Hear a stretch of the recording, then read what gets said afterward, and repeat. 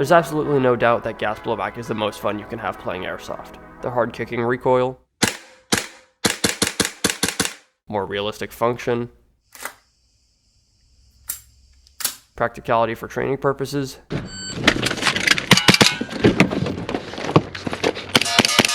and real steel parts compatibility, everything about it is just so much fun.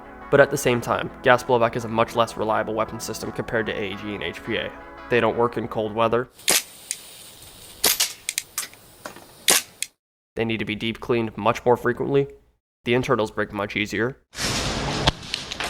Oh, shit! And your round capacity is extremely limited unless you choose to run an HPA adapter. On that last point, the limited round capacity can be good or bad depending on what mindset you have. If your point of running gas blowback is for the realistic immersion where you need to make your shots count, like in real combat, okay, I have no problem with that. But if your mindset is focused only on winning, then gas blowback is going to be a bad system for you.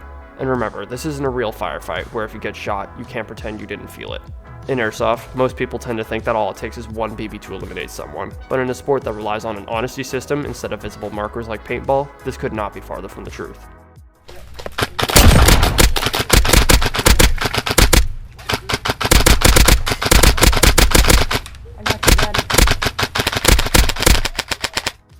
This is what makes the limited round count in gas blowback so inconvenient. Of course, if you choose to run your gun with an HPA tank instead of through green gas mags, then all of the issues I mentioned with gas blowback are fixed. They work how they should in cold weather, your performance stays consistent, and you can run AEG magazines. So why do some people seem to have a god complex centered around running exclusively gas blowback rifles and pistols with exclusively gas blowback magazines and no HPA adapters? Maybe they just respect the craft of the game. Maybe they're real steel enthusiasts. Whatever reason you have, it's okay. I'm not gonna care.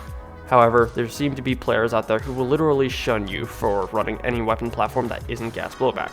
And when you think logically, their actions don't make any sense considering how hard and expensive it is to run gas blowback reliably. Like I stated in my previous video, there's really nothing you can do about keyboard warriors. You're going to find them pretty much everywhere you go. But at the end of the day, gas blowback is only better in the cool factor of airsoft guns.